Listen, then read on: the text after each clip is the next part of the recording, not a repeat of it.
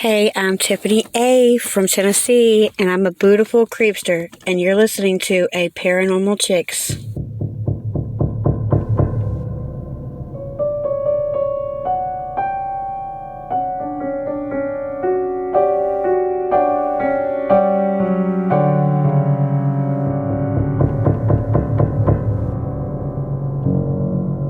Hey y'all, I'm Donna. And I'm Carrie. And we are Paranormal Chicks. Sinister Sightings 105. And you just heard from Tiffany A. She is newly in the Creepinati, and we are so glad that she is a beautiful creepster. So if you want to follow in her footsteps and introduce an episode like this, go on over to patreon.com/the APC podcast. Teamwork makes a dream work.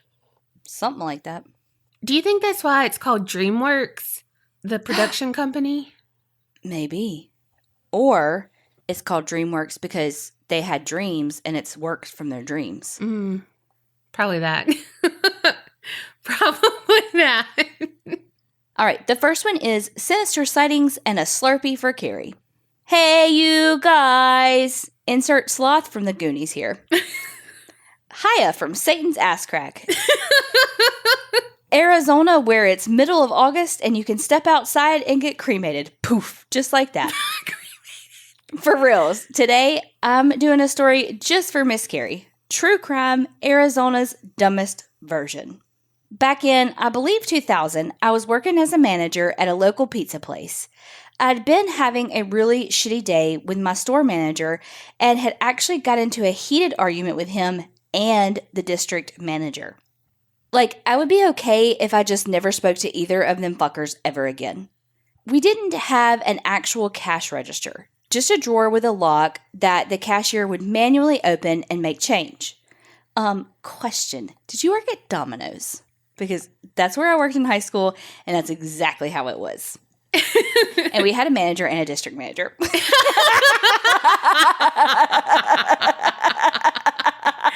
Oh, God. As is every other chain ever known to man. But y'all had a pizza college. They did. I never had a problem with shortages, so it wasn't anything I really worried about. So my cashier this day was a kid that I will call Butterbean, like the boxer. I thought it was like food. Yeah, the boxer. That's what we'll go with. Yeah. He had actually said to call him that, though I usually just called him by his given name. Basically, this kid was a big old corn-fed, 6'5", 300 pounds, and only like 16 or 17. Backstory really quick. His father was a cabbie out here and had been murdered maybe 2 months previous. And either just his head or his body had been found out on the res. And there was a bit of animosity going on here as the two people responsible were native. Anyway, back to my story. Guy comes in and orders a pizza. Supreme with anchovies. Ew. I mean, not to judge y'all, but Ew. I don't like anything, like fish-wise. Well, you don't like anything. A lot of things. Yes. Okay. BB rings him up, and the guy hands him a 10. It's actually a few dollars more, and he tells BB he'll be back with the rest. The guy is drunk, like holding the wall up drunk.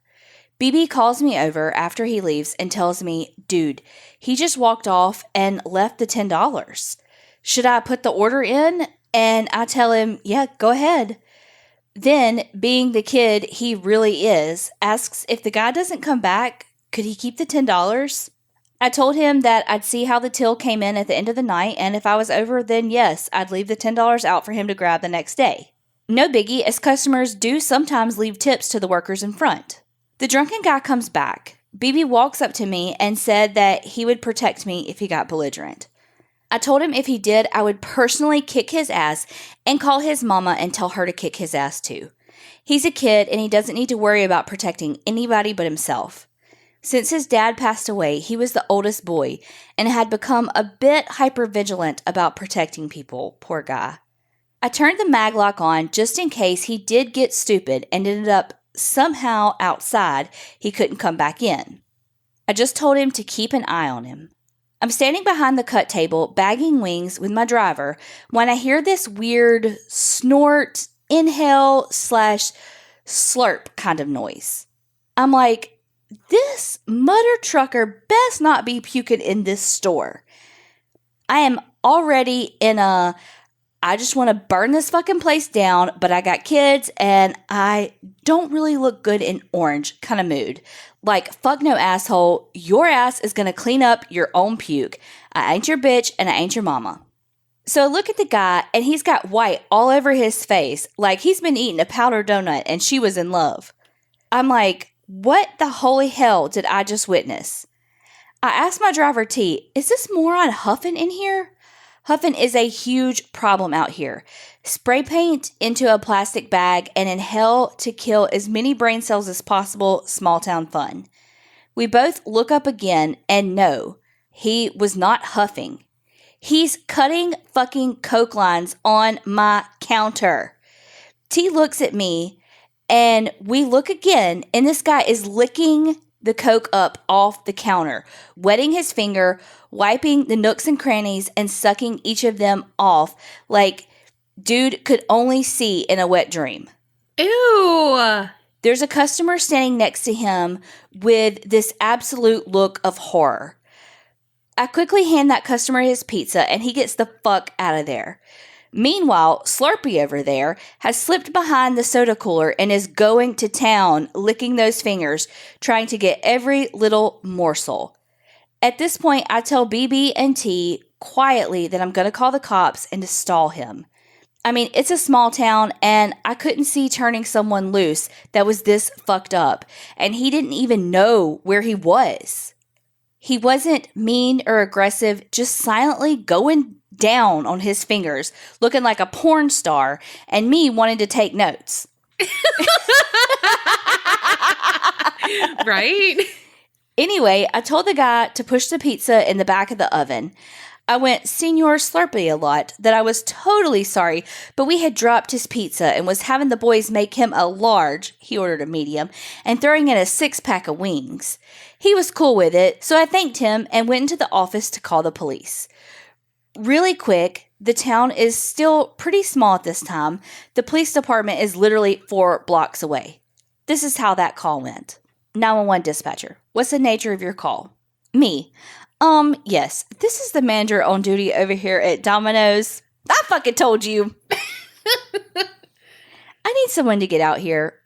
Dispatcher, what's going on, ma'am? Me, I got a customer here in my lobby doing lines of cocaine on my counter. Dispatcher, ma'am, can you repeat that? I think I heard you wrong. Me, I got a dude jacked up doing lines on my counter, like cocaine. He's hiding behind my cooler, slurping on his fingers. I wanted to say eating his hands out, but I digress. Dispatcher, hold up. Covering phone, calling other officers over. Y'all got to hear this. Ma'am, he's doing what? Me, he's snorting coke on my counter. I'm not sure if I should tell him to leave or keep him here so he doesn't walk in front of a car or something. I don't know. Dispatcher, still laughing, mind you. Can you describe him? Me, 30s, native guy, tie-dyed MC Hammer pants, flip-flops. Dispatcher, okay, we're on our way. Just try to keep him there for a moment. Cops show up like 2 minutes later and see Slurpinator. He's been given some wings and is sitting on the floor eating said wings like a good boy. Oh my God. I'm just thinking how sticky his fingers were from his tongue. I'm just thinking, thank God this was pre-COVID. Oh my gosh. Okay. Cop. Hey, sir, what are you doing? Slurpee. Eating wings. They good. Smiles huge up at him. Cops pulled him up to stand. They notice he still looks like he's been given head to a powdered donut, and now with barbecue sauce everywhere that isn't white. Sir, what's that all over your face there? Slurpee. Haha. Powder. Oh gosh. Taking finger and wiping it off his chin. Cops, what kind of powder? Slurpee. Probably illegal. I don't know why he's country in my life. Can I have my pizza now? I was already pissed off. Then I look up and see that he had pissed up against my counter. Like from about 3 feet up, there's a fucking wet mark, and it trails all the way down and pulls around the counter. The fuck? If I wanted to clean up someone else's piss, I would have stayed at home and changed a diaper or something. Literally, BB had to tell me to sit down. I'm sorry, miss, but let the cops deal with him, because I wanted to grab his ass out of the cop car, bring him in, and rub his damn face in the piss. Then I had to call my store manager, who was still pissed at me, and I was livid with him. So, backstory, store manager and his wife met in Cocaine Anonymous. I thought he was going to shit his pants laughing. Fucker.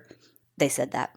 I was stuck with the store smelling like burnt fish because the cop wouldn't take the pizza off my hands. Oh, those anchovies. Thankfully, I had a new job a month later. The end.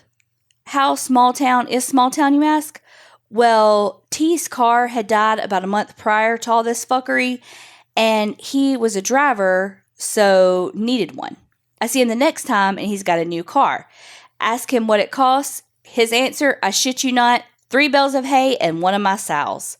I hope you girls like this completely fucked up story. We'll send you some more soon. Creep it real, Willow. Oh my goodness. You had some good names for him. Jesus. No, that wasn't one of them, but. Oh, gosh. When he wiped his chin, like with his thumb, or maybe I'm just making that sexual with his thumb, that is sexy when a guy does it, but not him doing it. No. Him doing it, I mean. Oh, I was like, you don't think so? Yeah, him doing it? Absolutely not. No. If he did it to you, he'd probably miss your face because he was doing it to your other face that he saw because he's seeing 2 of you. Right. Oh my gosh. Well, I was very upset because I was like, a Slurpee just for Carrie, but never mind, she could have him. I thought it was going to be like wild cherry or something, but... I'm sorry, what? Fuck me! Why would you... Of all the flavors. Flavors. I like Coke, it. Blueberry. I like blueberry. I don't like Coke. Coke is my only one I ever get. God! Also, I only get ices. I've never gotten a Slurpee in my life. I don't know the difference, actually, but... Well, I've only gotten one, and it was at a 7-Eleven in California. But, I mean, I think I actually have gotten a Slurpee because I have been to a 7-Eleven in California. God, but you're so small town, too. Tourists. Could we be more tourists right now? There's a 7-Eleven, guys. Gotta get a Slurpee. However, here they're ices, and I always get the Coke flavor. I do get blue raspberry. Say it again. Cherry. There you go. Wild cherry. You know, words are very hard for me. Specifically, cheery. I'm very cheery that I have a cherry. Oh, not anymore. Hey, Donna and Carrie, it's Elphaba again. This time I have 3 quick stories for you. They're not long enough on their own to send separately, so I combine them into one email. The first is sort of paranormal adjacent story. My grandfather has Alzheimer's, and that can probably explain this, but it's still creepy nonetheless. Several times throughout the day, he will decide to wander around his house for no apparent reason. On these occasions, he frequently ends up in his bedroom. He will call my grandmother in to ask who the lady sleeping in their bed is. There is never anyone there, so of course that freaks out my grandma. Nothing else ever happens in their house, but he asks that at least once a day. The second is a rather dark 2-year period that my former elementary school went through. Over the course of those 2 years, there were several deaths among people related to the school. A teacher's aide died of cancer. I don't remember what kind. Another teacher died of prostate cancer. A young boy ended up getting caught in some rope and strangling himself to death at his home, not school. And finally, a teenager who was a former student shot and killed his entire family and his girlfriend. The mother was a teacher at our school, and at least one of his siblings still attended the school. After shooting his entire family, he attempted to die by suicide. He was in the hospital for several days, but survived. Unrelated to the school, but during the same time frame, one of my scout leaders was arrested for child rape. Wow. Third is about a dark period my high school went through. Over the course of a year, 4 students' fathers died by suicide.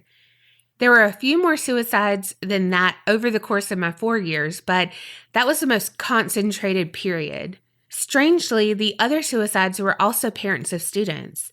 Not one student died by suicide throughout those 4 years, though a few did attempt. Anyway, thanks again for the amazing podcast. Creep it real and don't get scared, Elphaba. That is so much heartbreak for one community. Wow, right? And you're right, it probably is the Alzheimer's. I'm not an expert at all, but what if it is because he has Alzheimer's that he is more open to the spirit world?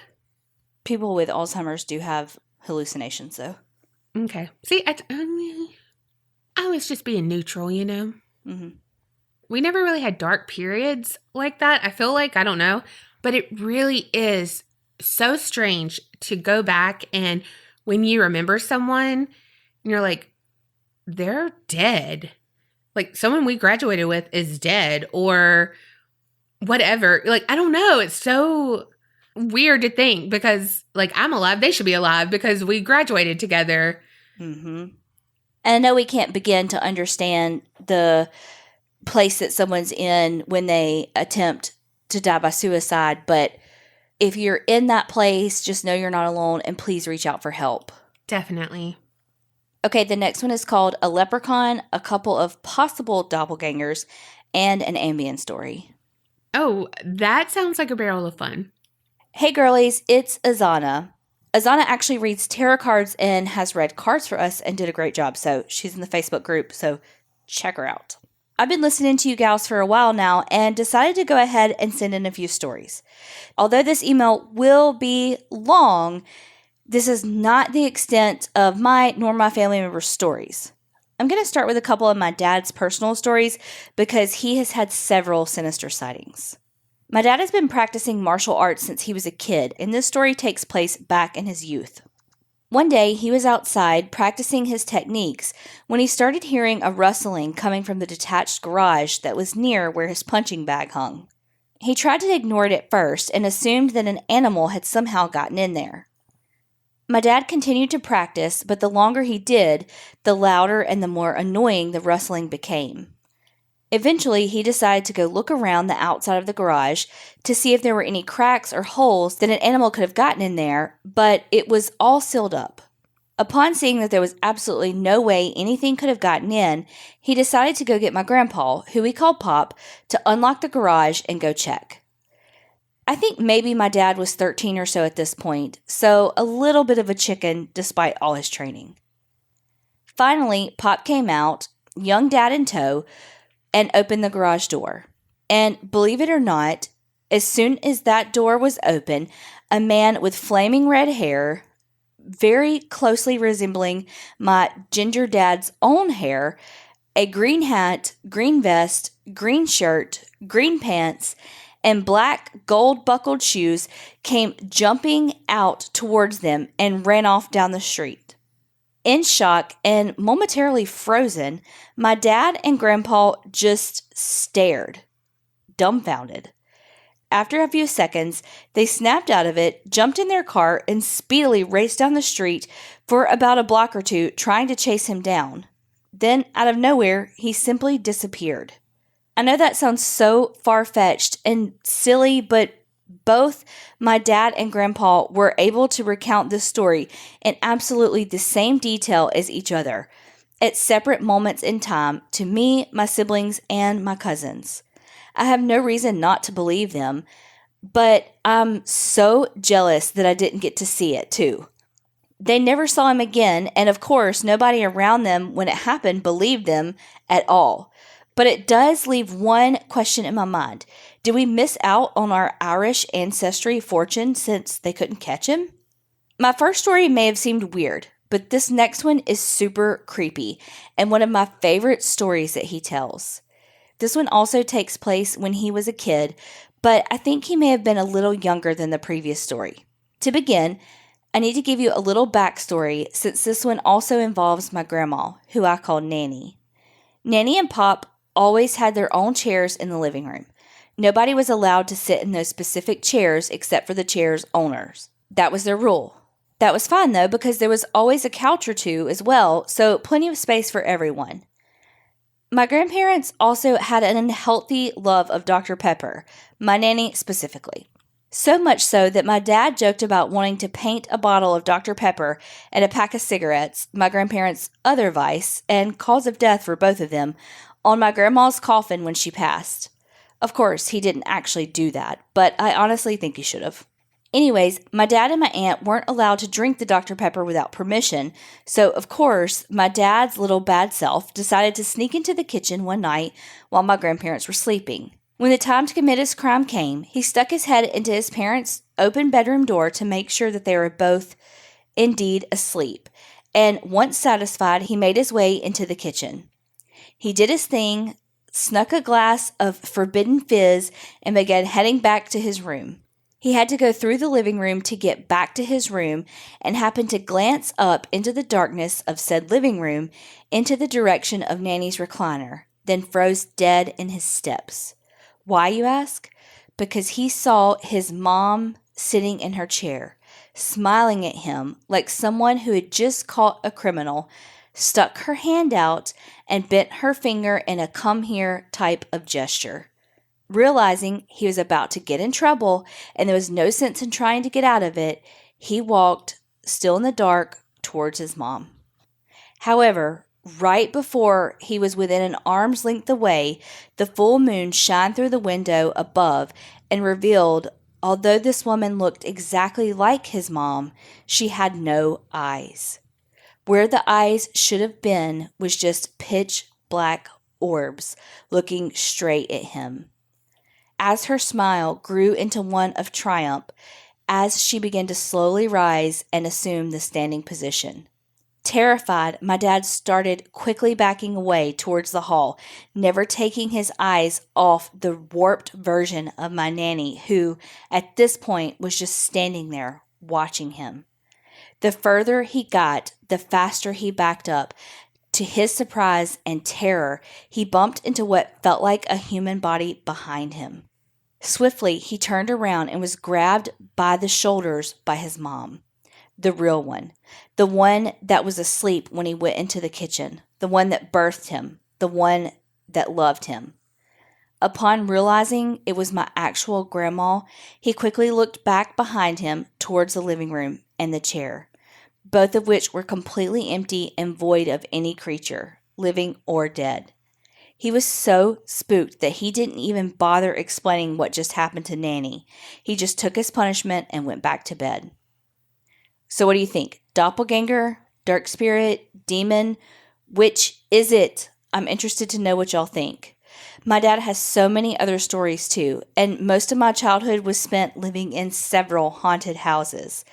I'm not sure if the houses themselves were haunted or if it's my dad that is a magnet to the spirit world. All right, so now for my possible doppelganger story, then I'll end the email with a short ambient story. So here's mine. When I was in my senior year of high school, I moved out of my dad's house and into my maternal grandfather's house. He and my grandma had lived in this house since I was around 3 or 4. I'm now 26. Most of my childhood memories take place in this house. This was the house you went to when you had nowhere else to go. Several of my family had lived with Papo throughout the years as he had been in this house. My mom, all of her siblings, and several of my cousins have taken up residency once or twice in that home. I have personally lived there twice. If you ask any of us, every single one, except maybe my Tio David, the soon-to-be star of this email, will tell you they have seen, felt, or heard something paranormal happen in that house. I can tell you how I used to feel uneasy in the foyer by the front door, or how the den seems way more zen now than the rest of the house, or how the living room would randomly start feeling heavy for no good reason, or how the basement is just weird feeling altogether. But nope, that's not what's happening in this story. This story takes place when just my Tio David and I were home. Usually, when he is home, he still lives there with my grandparents and his oldest sister. He hides out in his bedroom. He is super antisocial, and when he does come around, he's just overall negative and wants to criticize everyone about everything all the time. He used to be friendlier, but time, life experience, and his own sense of self-worth have worn him down. So picture this. In the living room, there is a recliner that faces the TV at the opposite end, but you also get a good view of the T-shaped hallway. When you first start going down the short body of the T, you have a hall closet on the left and the water heater closet thing on the right. When you get to the part where the body joins the top of the T, you have Matteo's bedroom on the left, a closet door on the wall directly to the right of his door if you're facing the door, and then across from the closet door is the bathroom door, the left of his door if you're facing it. If you're standing right where the body and the top of the T are perpendicular and you turn right, you will be facing my grandparents' room, and to the left of their door as you're facing it is the bedroom that was my room. There's no door opposite my room. Anyways, on this particular day, as I said, it was just my uncle and I. I was sitting on the recliner that faces the hallway and watching TV. After a little while, I saw Matteo walk from his room to my grandparents' room, and I didn't think much of it for a while. I just kind of thought it was weird that he was going to their room, but I didn't want to question him or talk to him at all, to be honest, so I continued to watch TV. But for some reason, I kept thinking about how weird it was that he was going towards mine and my grandparents' room. He literally never, ever did that. He has a set path. When he gets off work, he comes to the garage, to the kitchen, to maybe get food to eat, then walks across the living room, down the hall, straight to his room. He never strays from that routine except if he isn't hungry or decides to go through the den instead so as not to disturb Papo and Memo's TV time. After about 15 minutes of obsessively thinking about this, I decided to go to my grandparents' room to see if I can figure out what he's doing in there. Well, I went, walked around their whole room, went into their ensuite bathroom, then into their bedroom closet, and there was no sign of him. So then I checked my room, at this point panicking because nobody went into my room, and at that point I was still hiding my personal magic practices from my grandparents and my uncle. My grandpa used to be a pastor, so I didn't want to have a conversation about that with him. Well, my uncle wasn't in my room either. I start to get super anxious though because I knew for a fact that I had seen him walk that way, and I knew for a fact that I did not see him walk back, and I was head on facing that hallway the whole time I was thinking about it. Eventually, I went to his room, knocked on the door. He answered it, and I asked him if he had gone into Papo's room. He looked at me like I was stupid, a normal thing for him, and told me he hadn't even left his room to go to the restroom in over an hour. So I was feeling fucking insane. I explained to him what had happened, and he laughed at me. Not an amused laugh, though, a mocking laugh. You need to get out of your fantasy world. You didn't see me. You didn't see anything. I've been here the whole time. At this point, my anxiety was skyrocketing, and I felt so crazy. It was a ridiculous overreaction of emotion on my part, but I was terrified. I was so scared, and the only person who could possibly comfort me at that moment was laughing at me for what I had seen. I have no clue to this day who or what it was, but I know it wasn't my uncle, and I know I saw it. Whatever I saw was solid, had form, looked human. It looked exactly like my uncle, but it wasn't. Nobody likes that hallway. Even my 4-year-old daughter told me this weekend when we were visiting that hallway was too dark and it scared her. The hallway light was on. It wasn't dark when she said that, but she refuses to walk in that hallway by herself. Everyone gets anxious going into that hallway. Now, my Papo is suffering from Alzheimer's, and it has me wondering if he's seeing the spirits in his house now that he's getting closer to the brink of death, or is he still blind to them? I'll never know because he's already to the stage where he asks you the same question 20 times in an hour, so I doubt he could even remember if he had seen anything recently. But I'm still curious. Okay, so now for the Ambien story. It's a short one and may paint my mother in a bad light, but please know I have always had terrible insomnia from the moment I was born. No matter what this story tells you, she didn't do the thing to harm me. She was trying to help. When I was 13, I was having a really terrible time sleeping. I had taken some Tylenol PM, drank chamomile tea, listened to relaxing music, and just could not go to sleep. So, as a last resort, my mom decided to give me half an Ambien. She was prescribed it, and I'm sure she has several stories I could tell you, so I'm going to try to squeeze some out of her soon, just for you, Donna. Thank you. I thank you in advance. We all thank you. Well, you would think it would work. Even though it was just a half, I was only 13. It was a strong prescription, so it should have worked. However, it did not put me to sleep at all whatsoever. Rather, it made me walk around like a drunk idiot and laugh at stupid shit. It was the first time I had ever felt high. But I did. I was high as a fucking kite on this damn Ambien. Being 13, I had this little boyfriend or whatever, not whatever, he was my first love, and I still have mad love for him 13 years later, even though we actively do not talk anymore, but I digress. I had this boyfriend, and I was on the phone with him as the pill started to kick in. I was getting ridiculously loopy in conversation, and I don't remember most of the conversation anymore, maybe because it was 13 years ago, but whatever. But I do recall part of that conversation being about discussing Katy Perry's I Kissed a Girl, and I was singing it on the phone, and he was making some pervy teenage boy remark. Then I suddenly realized I had to pee. So I got off my mom's bed where I was laying and started walking towards her ensuite bathroom. It was maybe 3 steps away from her bed, not far at all, but as I was entering the bathroom, my feet just stopped working, and I fell face first onto the tile of the bathroom floor. Oh my gosh. The phone was still right next to my face, exactly as it had been when I got off the bed. My boyfriend heard everything and began freaking out, asking what that loud thud was and if I was okay. I didn't answer him for what I'm sure felt like forever to him. I may have been in shock. Then I bust out laughing so fucking loud, and I just couldn't stop laughing. I was laying stomach down, face against the tile, phone against my ear, just laughing. The laughter went on for a straight 5 minutes, with me trying to explain to him what had just happened between cackles. Then I remembered I had to pee, stood up, using the bathroom sink as leverage, muted the phone, went and did my business, and that's all I can remember from the night.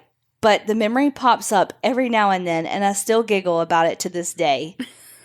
That's all my stories for now, gals. Love you both. Creep it real, Azana. Oh my goodness. It's so funny, but so frustrating when you are like giggling and no one thinks it's funny as you do. But that makes it funnier. You know what I mean? You're like, I'm being annoying, but I can't help it. And it's so fucking funny. Yeah, unless you're the person that doesn't think it's funny. And then you're like, oh my God. Because you're usually the one laughing. And I'm usually the one like, Jesus fucking Christ. True. But I'm usually the boyfriend on the phone, but not on the phone, just in life with Carrie. Because she drops her phone everywhere. She's clumsy as fuck. So, like, last night I was like, Carrie? I don't even know what she did, but it sounded like she fell. I think she dropped her phone. No, I just knocked something off of the desk. Oh. Well, shit definitely follows your dad. Oh, yeah. Good thing you saw those damn eyes. That's like a movie moment. Like the moonlight panned up and he saw the eyes. Oh, that is so creepy. And I definitely believe it was a doppelganger. I don't think it was a doppelganger. I You think don't it was so? some sort of like bad guy. Oh, yeah. I mean, like a doppelganger, like just is like living its alternate life. It's not like, come here, little boy. No, it could be evil. But it would be like, come here. I think so. That really did sound like Insidious or something. Those movies. Mm-hmm. Oh. Okay. Next one is Sinister Sightings, twin/sleep paralysis. Hi, Donna and Carrie. I recently came across you on Spotify and I love it. I've been binging constantly at work and killed about 20 episodes this week. Damn. I guess first off, I should say that I have nightmares just about every day of my life. So much that I even named my band her worst nightmare after having month-long dreams involving a woman I've never been able to identify. This experience wasn't a nightmare because I was awake, and it's the one truly frightening, confusing instance in my life that I've never been able to make sense of. This is kind of short, but it definitely freaked me out.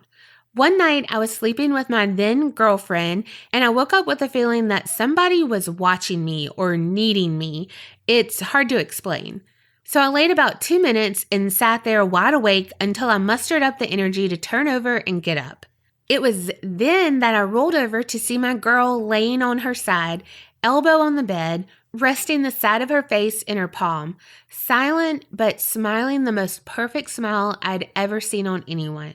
I smiled back and rolled towards her with my arm completely extended to scoop her up, and the next thing I know is I fall flat on my face and she's dead asleep on her stomach.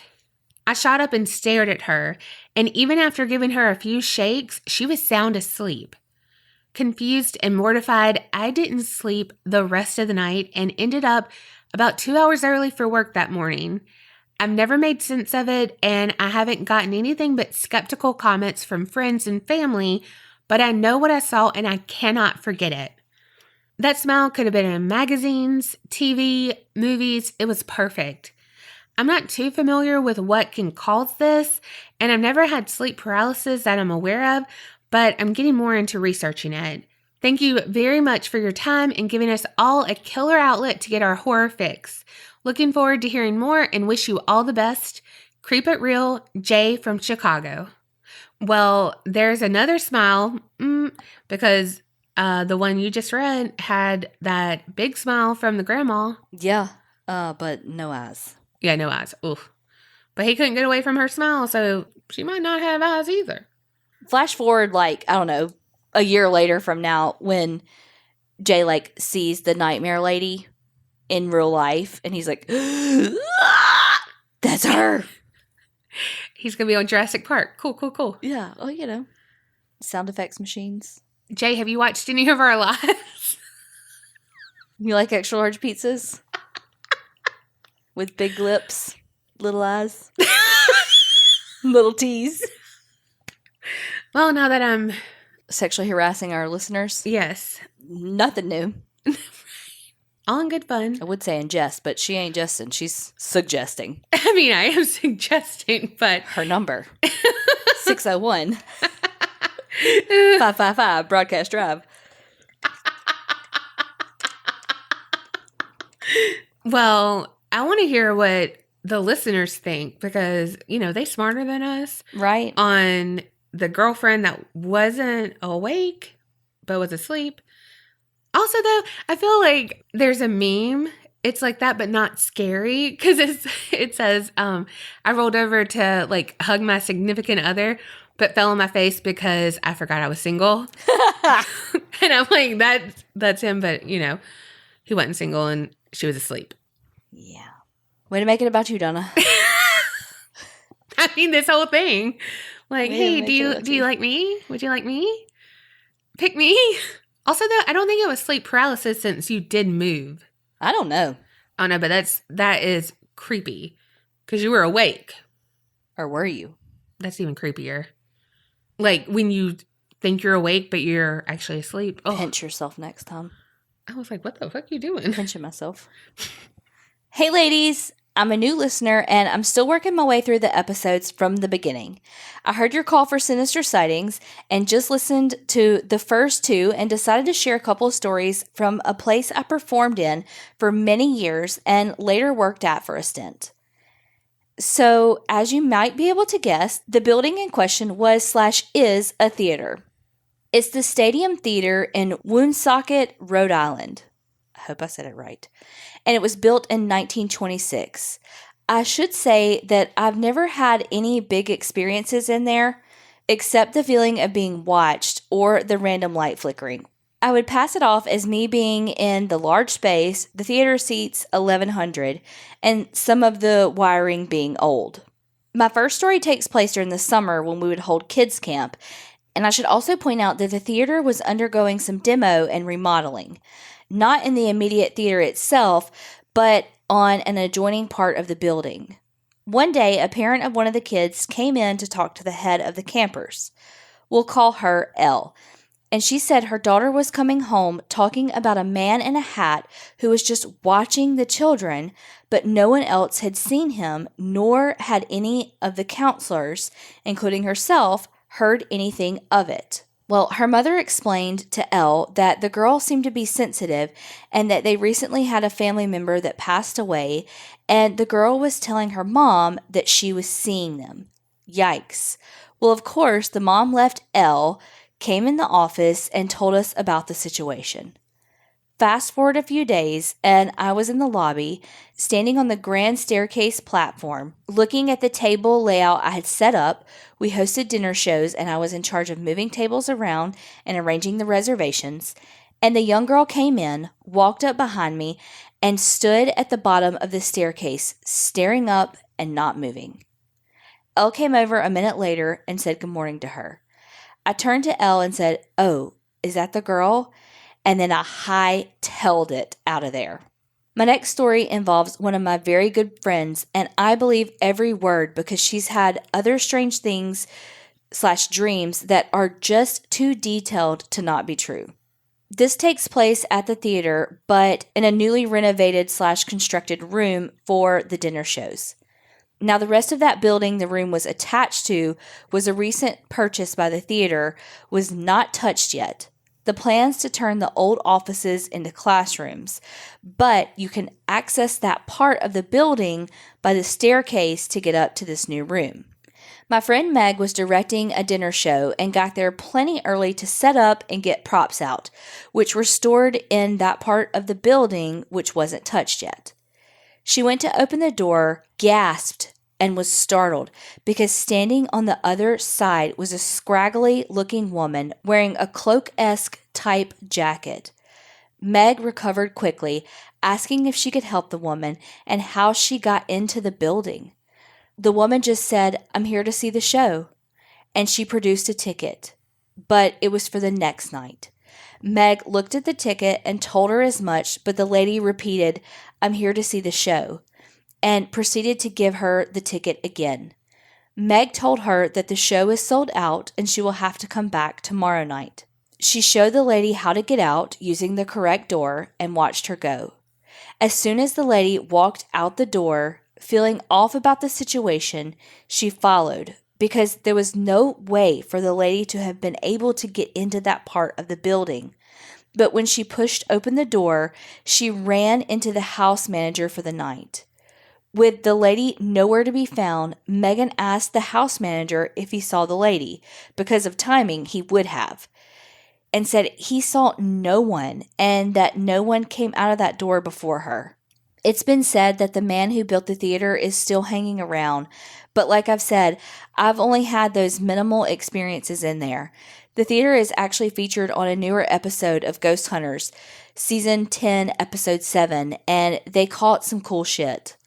Thanks for reading my story and keep it real. Oh, Mike. Oh my gosh, that worked out that you did that. Like that you got it, because I would have been like, ochre. Oh my goodness. I think I saw that one.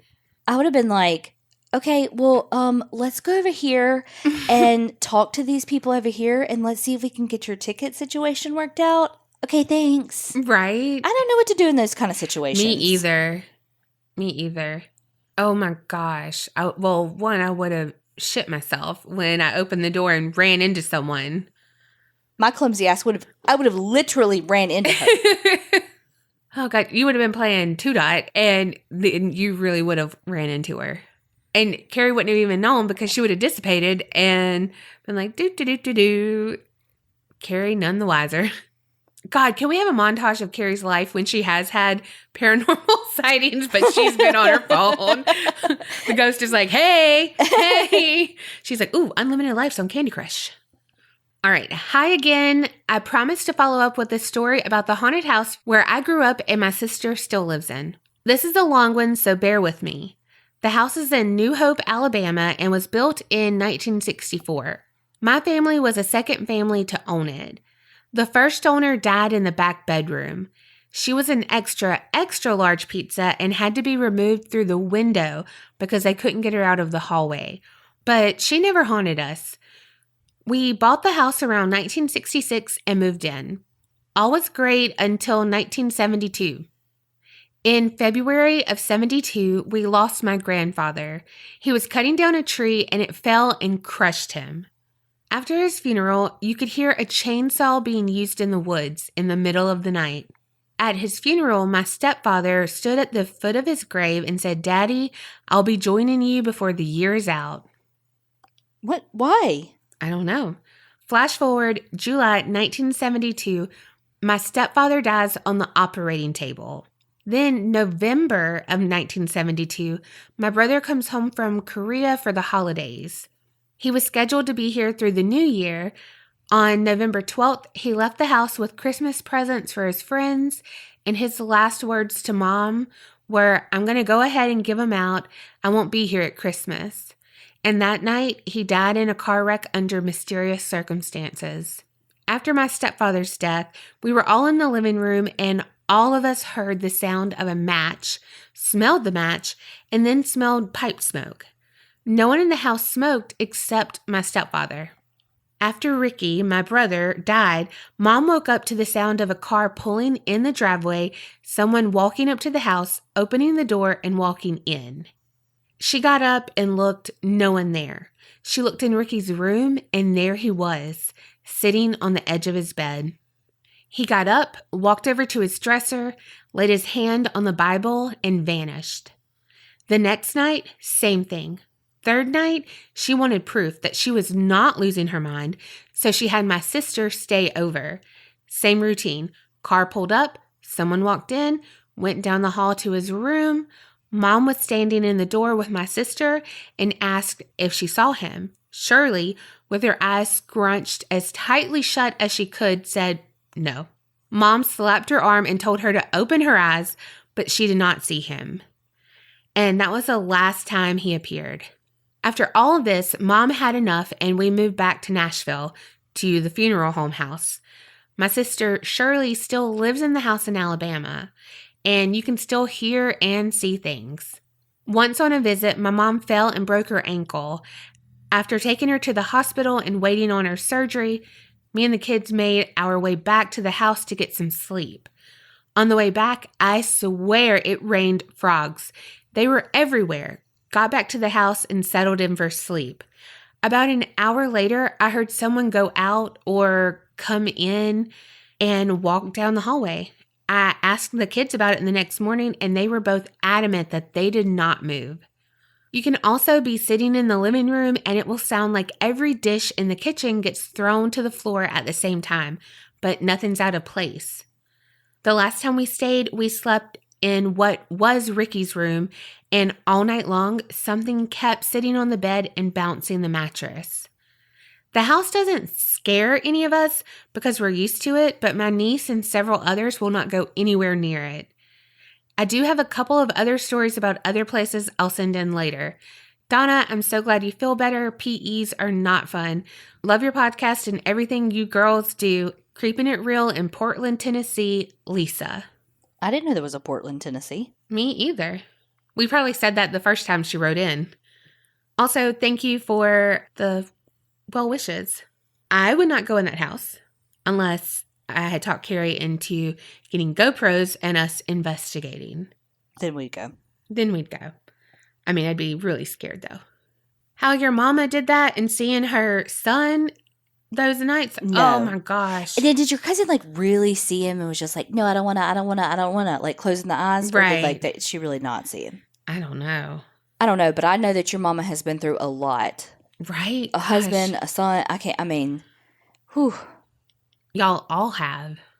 Okay, the next one says, "Hey ladies, Liz here, all the way from Ontario, Canada. I started listening to your podcast a few months ago. Our beautiful Miss Patrick Hines shouted you out on True Crime Obsessed, or maybe it was Obsessed with Disappeared. My scatterbrain ass can't remember. Anyway, I'm already on episode 93, and I wanted to catch up on the latest pod, but I couldn't wait to email you about the 2 paranormal experiences I've had. Ooh. Picture it. Back when I was around 18, I'm 31 now, I was hanging out at my buddy's house. Let's call him Jim. Jim's dad passed away when he was around 8 years old, and he always felt like he was with him in some way. He would tell me about shadows he would see out of the corner of his eye, or human-shaped reflections in the TV screen when no one else was home. He was unsure if the things he was seeing were possibly his dad's spirit, but either way, they freaked him out. I, of course, believed him, but had never experienced anything paranormal before. One day, we were hanging out in his room, listening to music and playing around on his acoustic guitar. We had the door closed. Mind out of the gutter, ladies. You don't know us at all, Liz. My Okay? gosh, I mean, Liz. that's straight where I went, but... Totally. Totally. But apparently, so we wouldn't disturb his brother in the next room. Okay, so you're polite. I know. God, you have manners. So I was sitting on his bed. Okay, Liz. And he was seated in the chair beside his work desk. Okay, boring. Just kidding. At some point, I heard a faint rattling noise, but thought nothing of it since he had a dog, and I figured he was probably playing around in the hallway outside. Jim paused the music quickly and looked at me. I shrugged, but then we heard it again. We looked towards the door, and a few seconds later, the knob jiggled. I'm a rational person. My first instinct was to check it out. I assumed his brother was trying to mess with us or something. I got up quickly and flung the door open to try and scare him, but there was no one there. I called his brother's name, and he opened up his bedroom door, poking his head out. He looked at me quizzically, and I asked if he had been fiddling with a doorknob. He looked at me like I had two heads, and I asked him if he had the dog in his room. The dog had been in there the whole time as well. I shut the door again and sat back down, rationalizing. I said it was probably some sort of suction causing the door to vibrate from the air turning on or something. He was not convinced. A few minutes passed, and all of a sudden, the can of Arizona green tea, not a sponsor, that had been sitting near the corner of his desk slowly slides 4 inches across the desk. My eyes widen, and I look at Jim. He was staring at me with the same saucer eyes. Did you see that? We both said at the same time. What in the ghostly fuck? My brain immediately started calculating what could have caused that can to move. I look over my shoulder to the window. It was shut, so it definitely wasn't the wind. I picked up the can, and it was full. It hadn't even been open yet, so it couldn't have been it moved by some mysterious wind anyway. Felt along the bottom of the can for condensation, thinking it may have been able to slide if the moisture had built up, but it was bone dry. Seriously, y'all, I should have been a PI with these investigative skills. I looked at my friend. See, I told you, he said, and I could hear the nervousness in his voice. I suggested leaving to go hang out at the park instead, and we left the house with his brother and the dog, too. The second story comes from my early college days. I was about 20 and had taken a class called Paranormal Studies because, well, obviously. At the end of the semester, we went on a trip to Eaton Hall. A quick history. Eaton Hall is a massive 3,500 square foot home with 72 rooms. It was built in the 1930s for the wife of the founder of Eaton's department stores.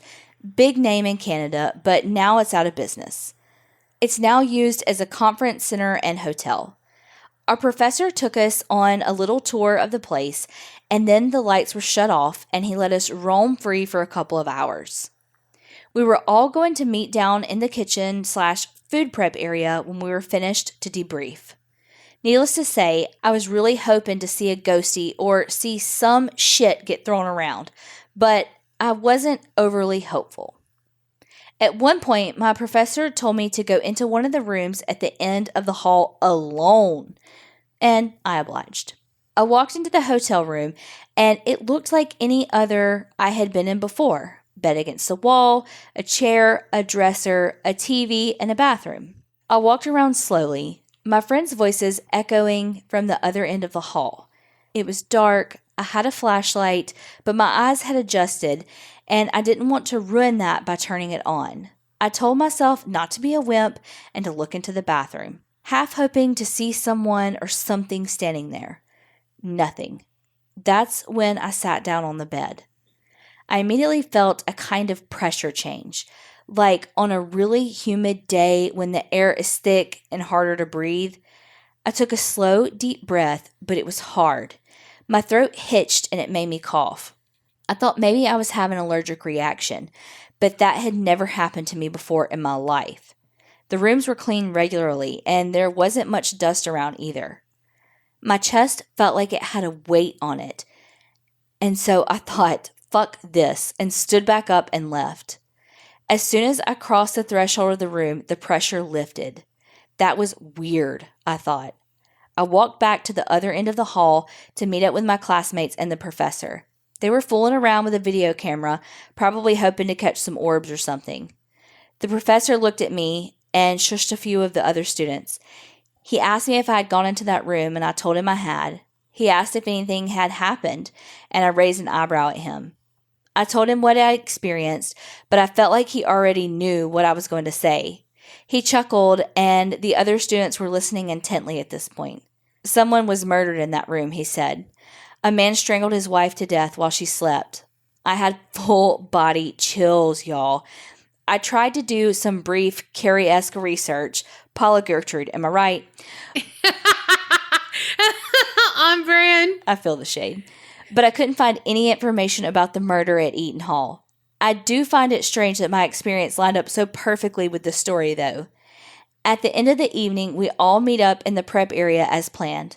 I told my story to my friends while we waited for our professor to round up the rest of the class. One of the more annoying students was sitting nearby the piano and was hitting the keys obnoxiously.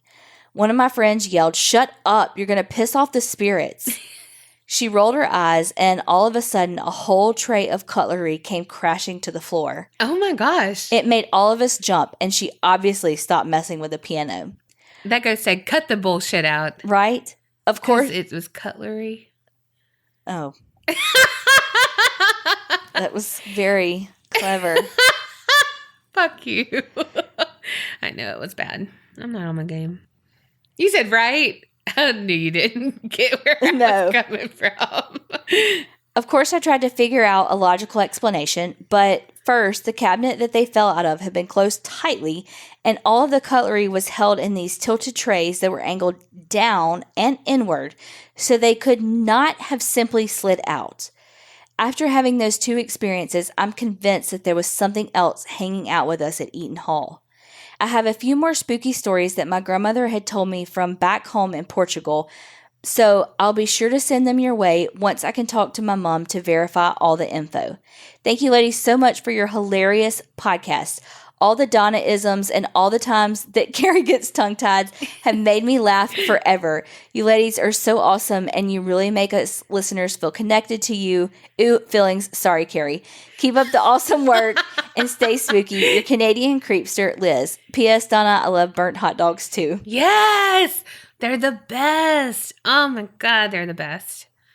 Yeah, that ghost was choking you.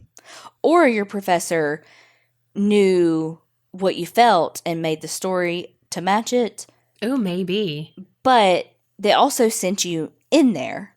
Yeah, like the professor was expecting that to happen. I don't like that. I mean, I like choking, but not by invisible hands. I like eye contact. Jesus Christ. Okay, y'all, last one. And I think it's going to be a doozy. It's titled, "The Demon in the Corner of My Room." Shit. Hi, ladies. My name is Maria, and yes, you can use my name, and I'm from Chicago. Hey, we had another person from Chicago. I want to start off by saying thank you. I came across this podcast during quarantine, and let me tell you, it has been the best form of entertainment. I'm hooked on your Sinister Sightings, and I'm so thankful since it's been almost 7 months of quarantine. Anyway, I want to start off this story by letting you know that I'm an empath and am very in tune with energies. I love a good spooky ghost story, and I've had lots of paranormal experiences throughout my life. Some good, some a bit creepy, but this is the most recent and, for me, most terrifying. This is really long, so get ready, and my apologies in advance. I've lived in my current apartment for about 4 years. I live with my boyfriend Andres and my dad. For the most part, I've never felt afraid or like it was haunted. I always felt safe here. That was until last year.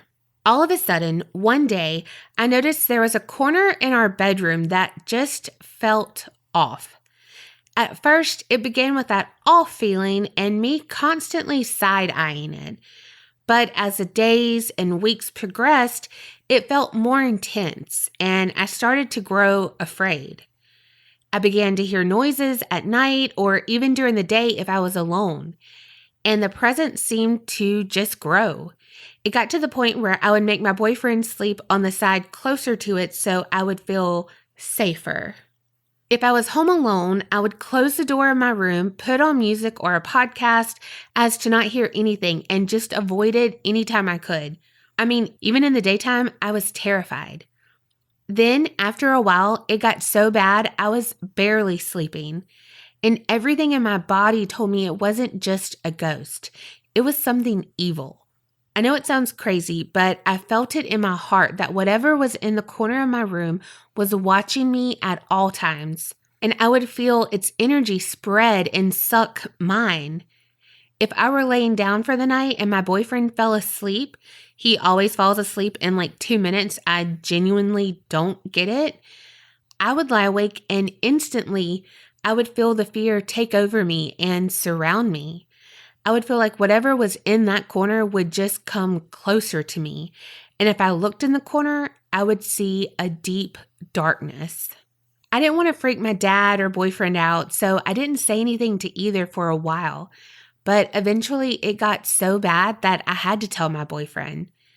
It felt crazy telling him, hey, so I think there's a demon in the corner of our room. I basically don't sleep ever and I'm afraid all the time. Like, how do you even tell someone that? So I simply told him I think there's a presence and it wasn't a friendly one. So he taped up a string of Christmas lights to our bedroom wall so it was never completely dark. So as the weeks passed, I began to grow so negative, depressed, anxious, and my boyfriend and I were constantly fighting. Meanwhile, this thing was feeling louder and more present, and the nights began to feel unbearable. I work at a restaurant, so I tend to get home pretty late. And I almost never eat at work, so I always come home and make food around 10 or 11. Around that time, almost every night, I would love to make myself a quick stir fry. I would chop up some veggies, fry an egg, and cook some rice noodles and call it a night. One morning, my dad came up to me and looked concerned. He told me that he heard me in the kitchen chopping up veggies, getting ready to make my nightly stir fry, but it was 3 a.m. He was surprised I was eating so late, so he got up to use the bathroom and noticed that the kitchen lights were off. He was confused, but saw this as a fun opportunity to scare me. So he said he tiptoed into the kitchen and he jumped out to say, "Boo!"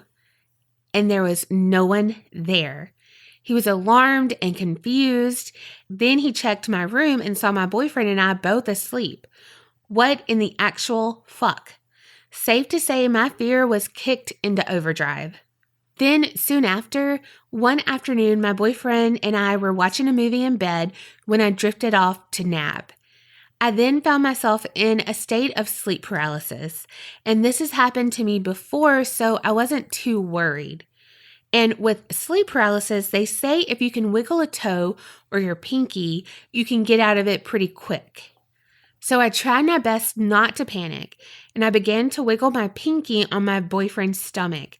But then I decided to look around. What I saw was my room, but it was different. The furniture was rearranged. The TV was on, except it was frozen on a cartoon image that had static around it. Then I turned to look at the scary corner, and there she was, standing. An abnormally tall woman, except her face and body were distorted with static around her as well. Her smile was large and out of proportion to the rest of her features. Her eyes small and black. Her hair was big, frizzy, and fiery red. She just stared and smiled. I felt the intense fear take over me and the same feeling I felt every night in bed. I started to wiggle my pinky on my boyfriend's stomach faster. Then she bolted toward me, got up close to my face, and screamed at me. Her voice sounded like a high-pitched shriek, shrill and evil. She was about half an inch from my face, and she screamed, "Where are my children?" I can still hear her voice. I then continued wiggling my finger faster and faster. I could feel it on my boyfriend, and I'm panicking, pleading myself to wake up and get out of this state. Hoping my boyfriend would feel my pinky and wake me up, I start to cry and panic, and she's screaming and screaming, about to grab onto me, and I finally wake up. I turn to my boyfriend. I break down and cry hysterically. I tell him about my experience and ask him if he felt my finger on his stomach, and he said no. It was awful, you guys. I literally was afraid to sleep for days after. At this point, I told my boyfriend, I think there's a demon here and I'm going crazy. Thankfully, he didn't think I was losing it and believed me. He then told me he was starting to feel a bit uneasy in the room as well, but he knew I was going through a hard time and didn't want to scare me or pile on the stress. So one day I had enough and decided to take matters into my own hands. I did it all. Sage, Palo Santo, energy clearing, healing incense, and crystals. I went into my room and announced for 10 minutes to the presence that it wasn't welcome. It had to leave. That this home was a home of love and peace, and there was no room for evil, and it had to go. That I'm no longer afraid of it, and I will not stand for it anymore. And then it stopped. The room felt lighter. The entire apartment felt lighter. I haven't had sleep paralysis since, and I started going to therapy as my depression and anxiety had gotten to the worst it's ever been. I couldn't do it alone. Thankfully, I'm doing a lot better, and my boyfriend and I barely ever argue. And just overall, life feels brighter. Even to this day, over a year later, I still struggle with sleep issues, like falling asleep or waking up in a panic attack or waking up gasping for air. But with therapy, I'm working towards fixing that and trying to not let it bother me too much and to be optimistic that my nights will get easier. That was one of the worst times in my life, and even today I'm convinced it was something more sinister than a ghost. It was a demon. Thank you for reading, ladies. I can't wait to share more stories with y'all. Keep it real and don't get scared, Maria. I mean, how do you even deal with that when you're like, I don't know where your fucking kids are. I don't know who you are. Right? I don't have them. I don't want them. Oh my goodness. Also, not saying you, Maria, how Donna read it was giving me very Macaulay Culkin Home Alone vibes. I said, I'm not afraid of you anymore. Yeah. Right? Yeah. It's exactly what you sounded like. It was. Oh gosh. That's hilarious. Hey, it worked, okay? He wasn't afraid of him anymore, and she got the demon out. But seriously, of course, y'all were fighting more, and it was causing more anguish because absolutely. Yeah, it was feeding off of that. So the more it caused, the stronger it got. Yeah. Oh, gosh. Just so lucky that you were intuitive enough to, see it and know and yeah, do all the things. Yeah. Because most people will reason it away until it's too late. Or not even know how to do all the things that you did to be able to go in the room and be like, okay, I said I'm not afraid anymore. Why do you have to keep bringing it up, okay? Oh my gosh. And also good on your boyfriend because stringing up the Christmas lights so it's not dark ever, completely dark. That's so sweet. And just being supportive. That's amazing. Not shutting you down or belittling you, but just absolutely. Also, can we talk about that this demon, this lady, had little black eyes, okay, and a smile. So, look, the eyes and the smile. I'm just saying, that's 3 stories out of 8 that have something about a really big smile or a perfect smile or whatever. So you can tell a lot about a spirit based on their eyes and their mouth. Remember you said, I don't think it was a doppelganger. You thought it was something else. when Azana wrote in, was asking, like, what do we think? You right, Carrie, if this is... You heard it here, folks. Don't you hate it when the last thing, when you think you're going to get away with it, and then those meddling kids send in an email and it sounds exactly like the other one and it says it's a demon. 30 fucking years of friendship and she finally figures it out. I've been right this whole motherfucking time. Okay, Paula Gertrude, settle down now. You really want to get started, Bloody Mary? Okay, look. You really want to get started? The first episode, you said the name wrong. That was a reasonable error. But you did it first. You know, you're the one that gave us this name that nobody understands. But they like it when they do. Oh my gosh. Thank y'all so much for sending all these amazing stories in, even though they had all the creepy smiles and eyes. We still love them. But if you want your story read, send it in aparanormalchicks@gmail.com. And remember, Creep it real and don't get scared.